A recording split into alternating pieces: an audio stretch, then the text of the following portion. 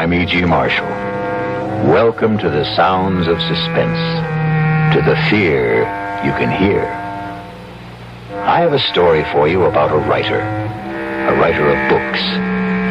We all know what it is to read a book. We all read, sometimes to learn, sometimes to pass the time, sometimes to experience a life unrelated to our own, and sometimes to surrender ourselves to the fantasies of a person we have never met and will never meet. But what is it to write a book? That's another thing altogether.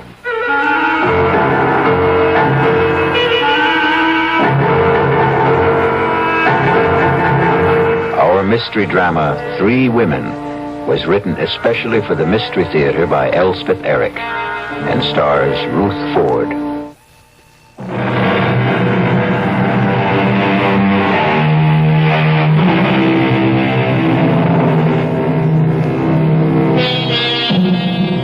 What is a book? 200, 300, 400 pages of words lying side by side in rows. That's all. Words we all know. Many of them we use. Nothing mysterious about the words themselves. But they are not thrown helter-skelter on the pages, are they? No, they lie there in a certain order, each one following on the one before. And who prescribed that order? Who put this word here and that word there? A writer. And this is the story of a writer named Stephen Lake and the book he wrote.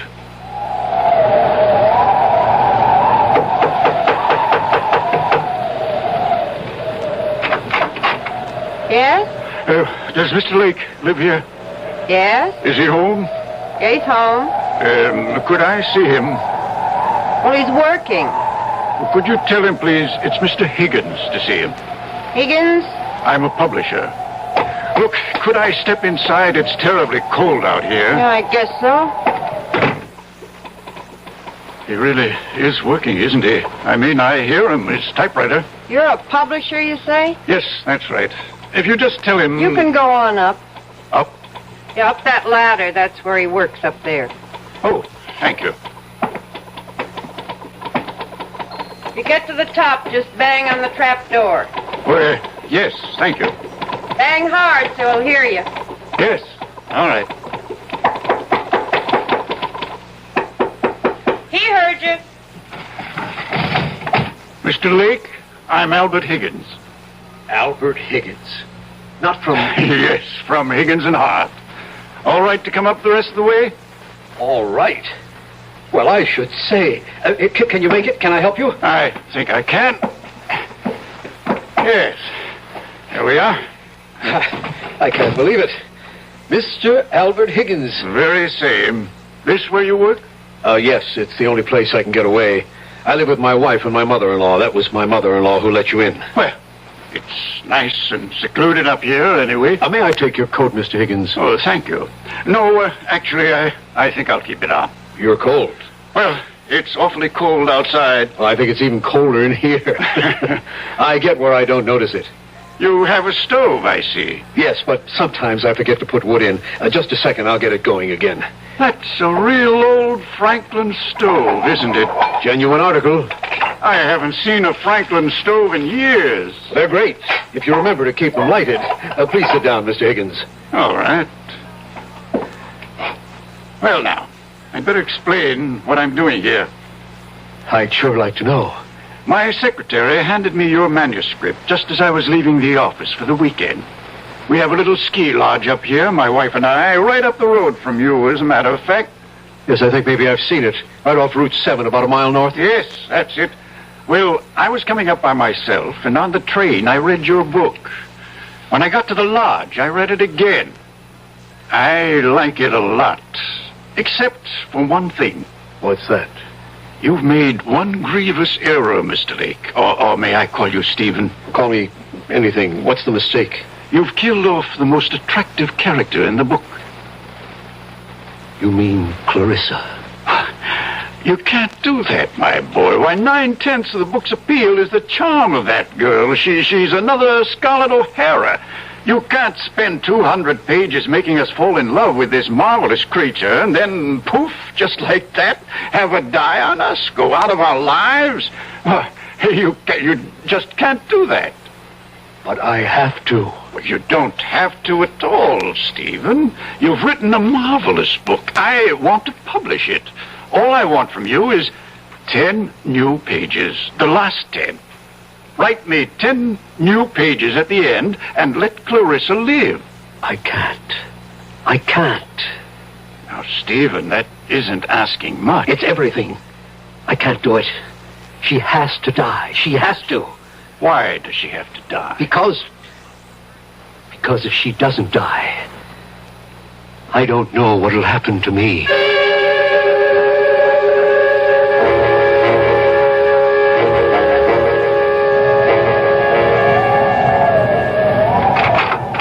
Mama? That you, Loretta? It's me. Well, get your boots off. Is dinner ready? Just about. Because Stephen, he gets so wrapped up in his writing. Well, he's not wrapped up now. Listen to him. He's thinking, Mama. He's walking up and down to help him think. Well, he can't be putting words down every single minute. He's been walking up and down like that ever since that man left. What man? What? Was somebody here? Mr. Higgins. Higgins? Albert Higgins? From Higgins and Hart? I believe he did say he was a publisher. Oh, Mama, it was our last hope. You know, every other publisher turned down Steve's novel, and he sent it to Higgins and Hart. But Mr. Higgins was here? They were up there together for about 15 minutes, and then the great Mr. Higgins came tumbling down the ladder like the devil himself was after him. Very red in the face. Looked at me like everything was my fault and catapulted out of here. But you didn't ask Steve what happened? Or rather, when have I ever asked Mr. Genius-type novel writer Stephen Lake anything? If he feels like telling me, he'll tell me, which he never does. I'm going to find out. Good luck is all I can say. Stephen? Impossible. Absolutely impossible. Stephen! Impossible, Clarissa. I can't. Darling, are you all right? Loretta. Oh, you just get home? Mrs. McGinnis wanted her windows washed. Darling, Mama said... I don't want you washing windows. Stephen, Mama said there was a man here today, a Mr. Higgins? Albert Higgins. He really was here? He has a ski lodge up the road. He didn't just drop in, did he? What did he want? He read my book. He wants to publish it. Oh, Stephen, well, why didn't you say so? He wants me to change it. Well, does he want you to change it a lot? Completely. Oh, well, would that be a lot of work? The last 10 pages. He wants me to let Clarissa live. Is that all? Oh, Stephen. What do you mean, is that all? Clarissa is supposed to die. It's all been decided. She has to die. I can't let her go on living just to please Mr. Higgins. But it's not just Mr. Higgins. Oh, Stephen, I wasn't going to tell you yet, not for a while. But I can't go on doing housework for other people much longer. I never wanted you to do housework for other people. But pretty soon, I won't be able to. I'm going to have a baby, Stephen. You're not. You must be wrong. Oh, no, I'm not wrong. Not about this. You must be. Well, Stephen, aren't you glad? Just a little bit, and coming right now. What with Mr. Higgins wanting to publish your book, why in the spring we'll both be having babies. You'd be having your book, and I'd be having... I can't let Clarissa live. I can't do it. She has to die. Just the way I wrote it, she has got to die. Stephen, you're frightening me. I'm sorry. What difference would it make if you let Clarissa live? All the difference in the world. It's not as if it were real. It's just a book. It's not just a book. Loretta, I can't talk about it anymore right now. Well, you think about it, won't you? About rewriting it? I'll think about it. Well, Mama says dinner's almost ready. I'll be right down. Well, don't be long. I won't. Clarissa, I can't let you live. Oh, yes, you can, darling. I can't. You can do anything you put your mind to, Stephen. Anything at all. You're such a great man, darling. You can do anything. Absolutely anything at all. You know you can. Mr. Higgins, this is Stephen Lake. I have to see you, sir. No, right away, if that's possible. I'll come to your place. Yes, it's better that way. In an hour? All right, sir. I'll be there. Oh, that's my sweet Stephen. My dear love. My own brilliant boy. My Stephen.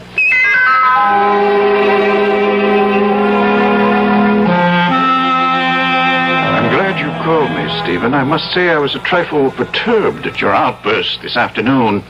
It seemed such a little thing I was asking, to kill off a character like Clarissa in the last 10 pages when you've spent the entire book constructing her magnetic personality. It's not right. I have to do it, sir. But it's cheating, leading your readers up the garden path. I'll tell you something which perhaps I shouldn't, but anyway, I discussed with my wife the possibility of a sequel to this book, using the same central character. Clarissa? It's a shame to waste a character like that on one book. There should be another, and perhaps another. How can we do that if you kill her off at the end of your first book? Mr. Higgins, I've been writing for 7 years steadily. I've never sold anything. 6 years ago, I got married. My wife, Loretta, has been working as a domestic all these years, and her mother goes out every day to do other people's laundry. I haven't brought in 1 red cent in all that time. But now you will. Lots of red cent. The house we're living in, that's an abandoned 1-room schoolhouse. We bought it a year ago with every cent we had in the savings bank.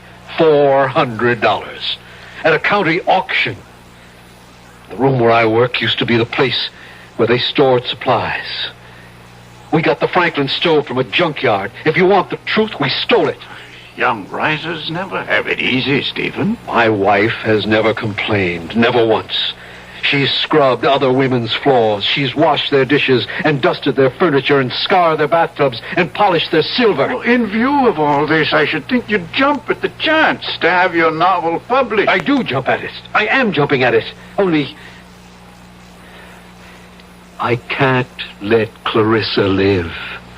She's got to die 10 pages from the end of the book. But that's unreasonable. Don't you think I wanted her to live?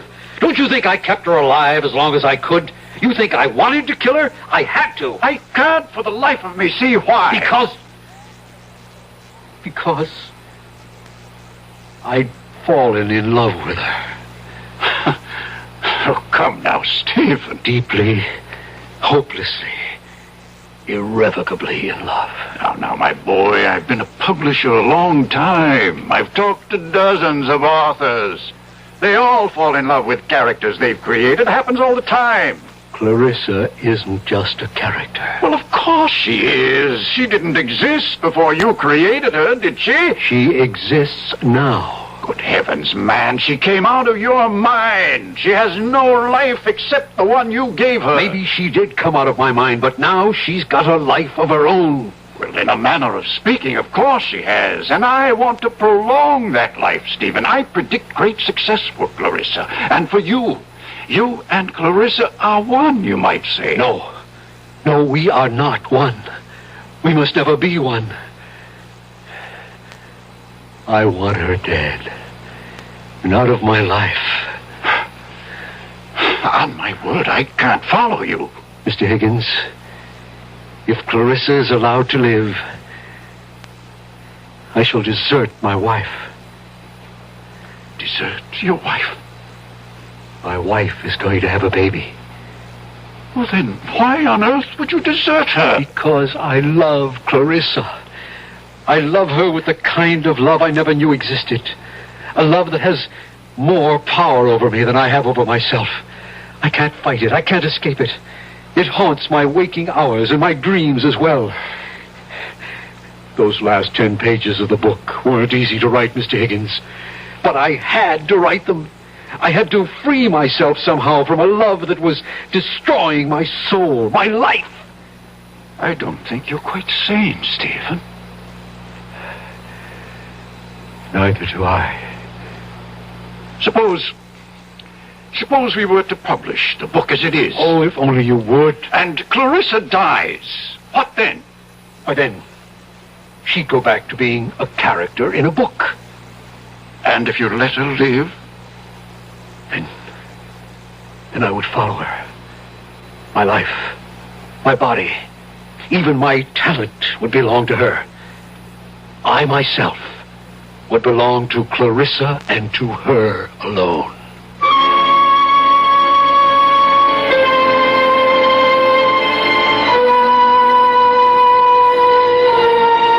Everybody talks about love, but nobody does anything about it. Now here, for the first time, we have a man who wants to do something. He wants to kill the lady. It may not be the perfect solution, not one to be universally recommended. Still, it's something. We'll be back shortly with Act Two.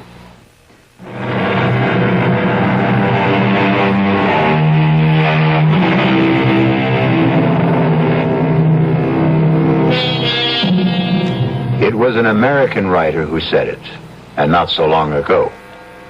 Novelists, whatever else they may be, are also children, talking to children, in the dark. Listen with me now to the second act of Three Women. Stephen is talking to Clarissa, a character he created in one of his books, in the dark. Clarissa, I can't let you go on living. But I want to, Stephen. Of course you want to. We all want to. But I want to so badly, and it's your fault, Stephen. Why is it my fault? Because you gave me such a wonderful life in your book. I enjoy it so much. I can't bear the thought of giving it up. Neither can I. Neither can I. To have had a life like that and then to die 10 pages from the end of the book. I know. When the book is published, you'll be dead. I don't see why, Stephen. I really don't. Because till now it's just been you and me and this room and words on paper. But after the book is published... What will it be then? It'll be something that sells for $7.95. $1.50 in the paperback edition. My goodness, you're counting on a big sale, aren't you? Just hoping. But it won't have a big sale if you kill me off, sweetheart. It might. What was that? Who came in? Probably my mother-in-law. She gets home early to get dinner ready. Will she come up here? I don't think so. She hardly ever does. Oh, then let's talk some more about how much you love me. She is coming up here. Oh, bother. Well, we'll talk some more later. I am not going to let you kill me off, Stephen. It's too cruel. Just a minute. All right to come up? Of course, Mother. Give me your hand. What a place. How do you stand it? I like it. Cold, too. Your fire's gone out. You been working? Oh, no, not much. Well, what have you been doing? Figuring something out? Well, trying to. Figuring out what to do with the last 10 pages of your novel? More or less. Stephen, it's not up to me to tell you what to do. Then don't. I don't know one book from another, but this book of yours, it's a novel, isn't it? It's a novel. About made-up people, right? Yes. So what's the difference? You can do what you want with made-up people. They can live as long as you're alive to write about them. True? Is that true? Yes, that's true. So, if Mr. Higgins says you should let this character, this Clarissa, go on living, what's the difference? Let the lady live. Who cares? Also, and I don't mean this as a reproach, we can use the money. Believe me, I know that. So, if a little lady is worth more alive than dead, I say let her live. Yeah. Not a lot of work. The way I understand it from Loretta, I mean, you don't have to write the whole book over. Just the last 10 pages. Well, what's that? You can knock that off in no time. Well, I better be getting on down and get dinner started. It'll be ready in about half an hour. I'll be down.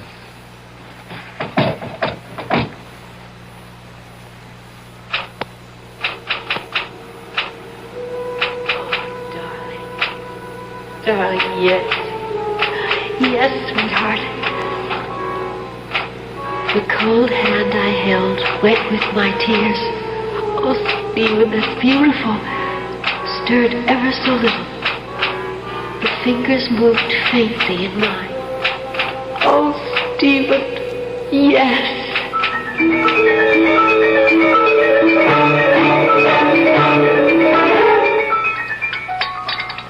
That was a very good dinner, Mother. How would you know? You hardly tasted it. Well, what I did taste was awfully good. If nobody's going to eat anymore, I'll clear. Well, let me help you. Oh, don't be silly, Mom, and I'll finish up. You go back to work if you want to. Well, all right. I guess I will. Poor Stephen. He looks awful. He hardly eats anything anymore. I had a talk with him today about changing a book. What did you say? I said, what's the difference? Character in a book can be alive or dead. Who cares? Stephen cares. Well, why should he? Oh, Mama, he's a writer. Writers care about these things. It has something to do with, artistic integrity. You think maybe somebody's putting things into Stephen's head? Artistic notions, things like that? Who would do that? Mr. Higgins wants him to change the book. I wasn't thinking of Mr. Higgins. I was thinking of some woman. What woman? I don't know what woman. I don't suppose I should say this, but lots of times I hear him talking up there. Oh, Mama, Steve talks to himself all the time when he's trying to work things out. This isn't talking to himself. This is talking to somebody. There's a big difference. And another thing, that mattress he has up there, it looks to me like there's two people been lying on it. Mama! All right. I told you I shouldn't say it. Now I'm sorry I did. He didn't seem very happy about the baby. I should have kept my mouth shut. Oh, that's all right. You finish up the dishes. I'm going up to talk to him. Don't say I said anything. Don't tell him we've been talking. I won't. Yeah, just a second. I'm not disturbing you, am I? Of course not. Well, I didn't hear the typewriters, so, Stephen, do you love me? What kind of a question is that? It's the kind of question wives are always asking, even if they never say the words. Yes. I love you. Are you glad we're going to have a child? Yes. Yes, I'm glad we're going to have a child. Well, ask a straight question, you can get a straight answer. That's the way it should be. So, I'll ask you another one. Why don't you want to change the book? Loretta, I just don't. Well, it's not a straight answer. I know it isn't. I just can't. Stephen, I'm going to ask you another straight question. Are you interested in some other woman? Interested? No. Because if you are, I'll go away. I don't want you to go away. I'll go away and have the baby someplace else. Till you get over this other woman, then I'll come back. Or if you don't get over her, I'll stay away. Oh, Loretta. Stephen, can you swear to me that there's no other woman in your life except me? Can you promise me that? Loretta, I swear to you, I promise you that I love you. That I love you, that I want you for my wife for always, for as long as we live. I guess I'll have to be satisfied with that. It's the truth. All right. I'll let you work now. Oh, I thought she'd never leave. Please, Clarissa, I don't feel like talking to you right now. Why didn't you tell her about me? How could I tell her about you? She wouldn't believe me. Nobody would. Darling, you know what I was thinking while Loretta was going on and on about herself and you and the baby she's going to have? I was thinking, why don't I have a baby? Oh, not in this book, of course, but later on in some other book. I'll have this perfectly gorgeous child who'll have my sweet disposition and your marvelous grace. How about that?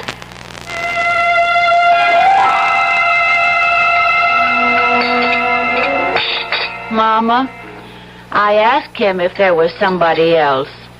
Another woman. Oh, well. He said he loved me and wanted me for his wife for as long as we live. Well, I still hear him talking up there, and it certainly sounds to me like he's talking to somebody. Who do you suppose that is? There's one way to find out.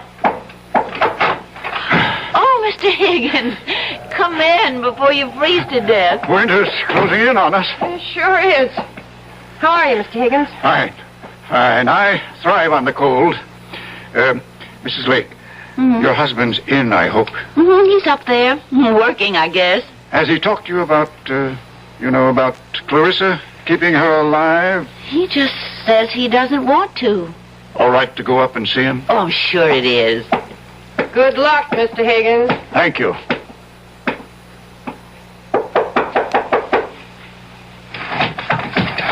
Oh, Mr. Higgins.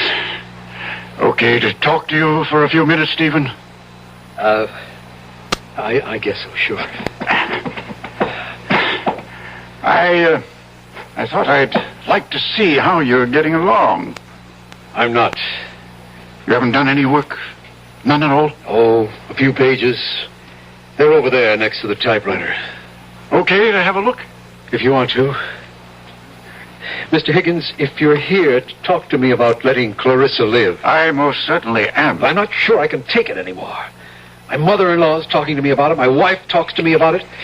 Stephen, this is very good so far. And the hardest thing of all is Clarissa talks to me about it. Do you know what she wants now? She wants a baby. My baby. We could probably work in a baby later on. Mr. Higgins, if Clarissa has a baby, am I going to love it more than Loretta's baby? Stephen, these pages are very good. Now write the last couple of pages. I've got to kill her off, Mr. Higgins, and never write about her anymore. Never. Oh, now, Stephen, stop it. Calm down and try to be reasonable. I can't be reasonable. I love my wife, Mr. Higgins. I want to live with my wife and our child. I can't live with her and Clarissa, too. No, Mr. Higgins. Clarissa has to die just the way I wrote it in the first place. If she dies in this book, then I can't write about her anymore. And if I don't write about her anymore, she won't exist. Stephen, I won't publish the book if Clarissa dies. I've put it to you straight.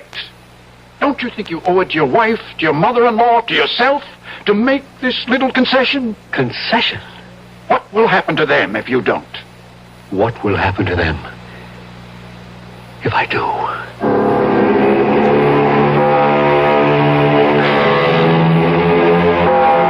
Money is the root of all evil, and killing is certainly evil.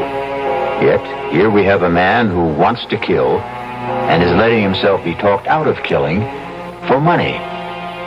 It leaves us with the perplexing question, what is evil? Maybe we'll find out when we return shortly for Act 3.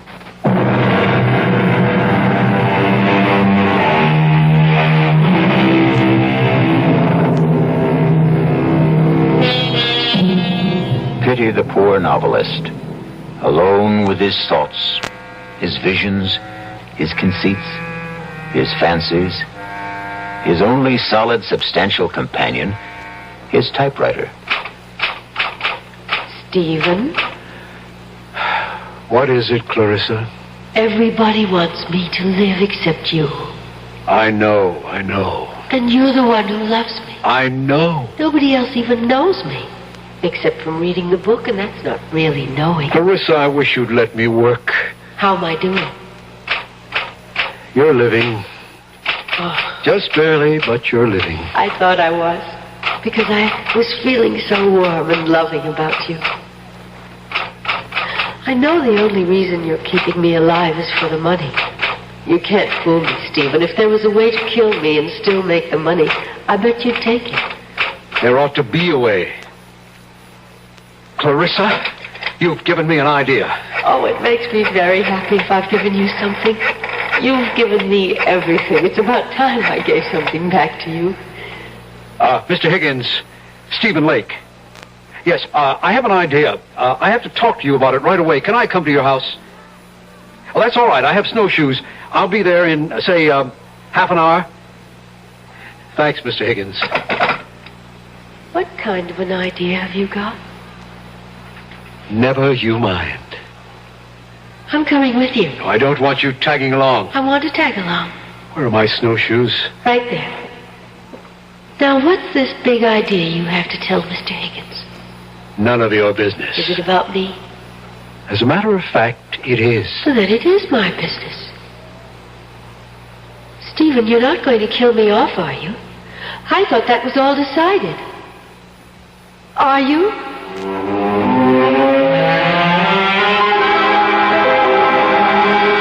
Now, my idea is this, Mr. Higgins. I'll finish up the book just the way you want it. Good. Clarissa stirs and comes to life. Whatever it was she was dying of, she only went into coma, etc., etc. I'll work it out. I'll give you the book in a couple of days, maybe by tomorrow. Good. Then, if you still like it, Oh, I like it. it's yours. Only, I want it in my contract that whatever money the book makes goes to my wife. I want her to get all the proceeds. But it's your book. Well, I just happened to write it, that's all. And writing it, I nearly ruined my wife's happiness and my own. I don't want any money for that. Stephen, it seems to me that you're simply feeling guilty about your feelings for Clarissa. I am. Guilty as hell. And about the other books, the ones after this one. You're not going to tell me you don't want any of that money either. I want somebody else to write those things, not me. You're joking. Mr. Higgins, I've got to get Clarissa out of my head. And the only way to do that is to put her into somebody else's head. Let somebody else keep her alive, not me. Well, I suppose we could find a ghostwriter, but at least let me have those last 10 pages with Clarissa alive. Mr. Higgins, you'll have them. Tonight.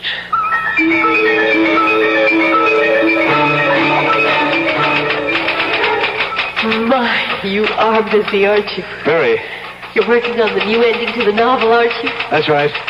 And I get to live and live and live and live. Clarissa, it's cold in here. Why don't you do something useful, like putting some wood in the stove? I don't know how. You don't know much, do you? Enough. Okay, I'll do it. Make a nice big fire, and then we can sit and talk about what's going to happen next. What do you mean by next? And all the other books, the ones you're going to write after this one. Now blow on this fire, will you? Oh. At least you can do that. Okay. Go on, tell me about the other books. I don't know anything about the other books. Would you like to hear some of my ideas? Not really. Well, that's enough. You can stop blowing. It's caught fire. That feels good. I think the next novel ought to be in Venice. Clarissa, I have made a deal with Mr. Higgins. When I finish these 10 pages, thereby keeping you alive, I shall turn them over to him to replace the original 10. And then I shall write no more books. Well, No more books about you, anyway. but Mr. Higgins thinks I'm wonderful. He wants lots of books about me. He's going to get lots of books about you, but they won't be written by me. But who'll write them? A ghost. A ghost? I don't want to be written by a ghost. I'm part ghost myself. Oh, he'll be a real live man. A ghost writer. That's what they are called in the publishing business. But it won't be you. Definitely not me. But it will be a real live man. Yes. And now, if you'll excuse me, I'd like to get back to work. I wonder, will he be as handsome as you? Handsomer, probably. I wonder, will he love me the way you do? For his sake, I hope not. I wonder, will I love him? Why should you love him? Why not? You never loved me. Oh, that's the way you wrote it.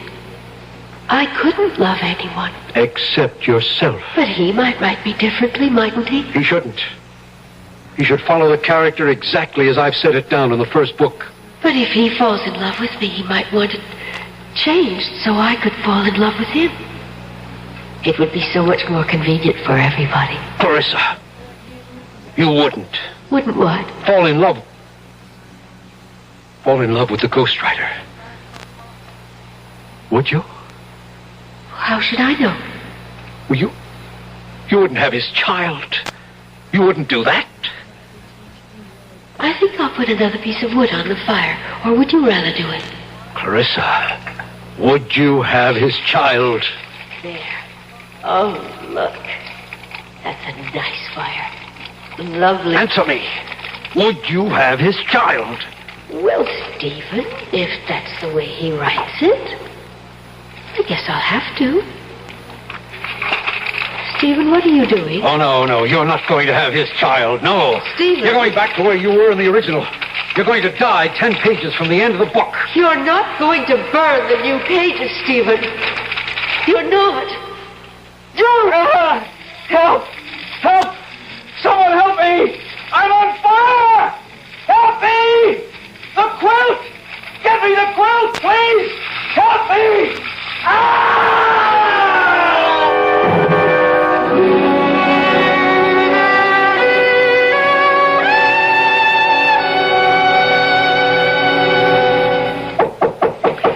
I'll get it, Mama. Mrs. Lake. Mr. Higgins. It's Mr. Higgins, Mama. Oh. I haven't seen you since the funeral, Mr. Higgins. Thank you for the beautiful flowers. May I come in for a minute? Why, of course. Come in. Would you, like a cup of tea, Mr. Higgins? I was just about to put the kettle on. Thank you, no, Mrs. Lake. I haven't wanted to intrude before this on your grief. Such a terrible accident. Mama and I can't figure out how it happened. You know, Stephen knew that Franklin stove so well. He'd used it for years. And then... It was like it sort of blew up in his face. Mrs. Lake, he was working on the new ending for the novel when it happened. At least I think he was. Well, I don't know for sure, Mr. Higgins. He promised me I'd have the new pages that same night.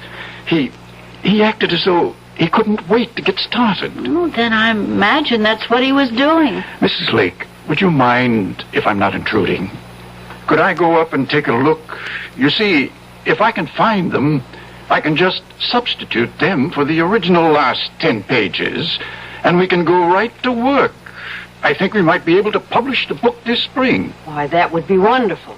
At least you'd have a little money coming in. Stephen would have liked that.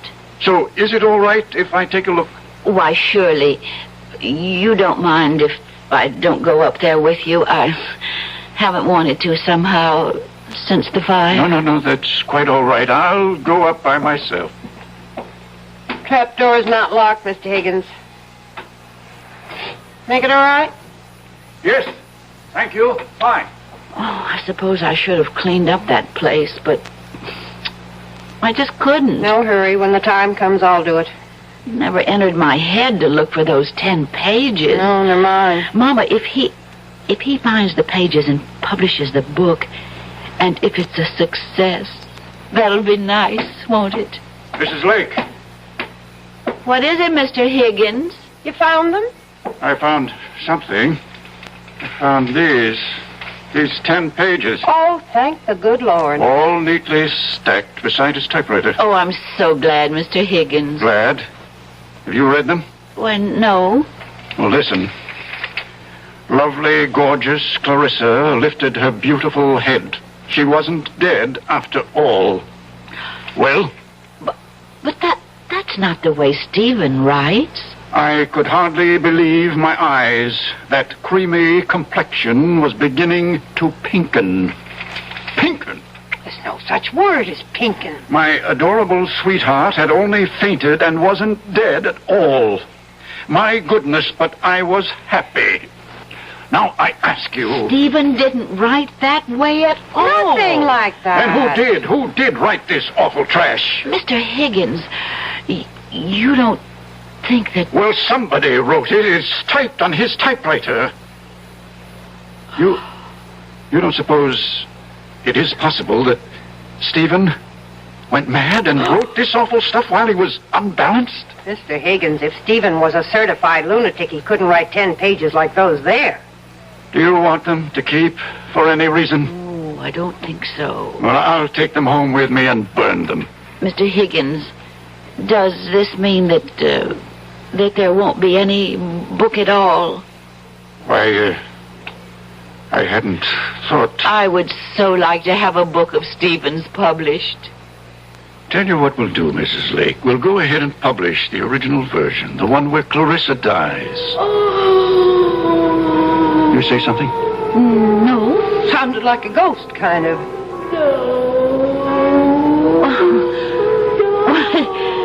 It really does sound like a ghost. Must be the wind. Well, I'll be getting along. And don't you worry, you two. There'll be a little money coming in. It's still a good novel, even with Clarissa dying. Too bad, though. I'd hoped Clarissa would have a long and happy life, but such is fate.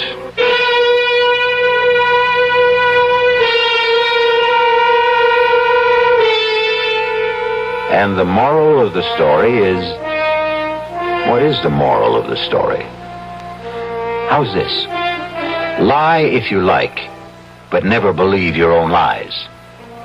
Or, the man who fools himself is a fool indeed. Well, something like that. You figure it out. I'll be back shortly.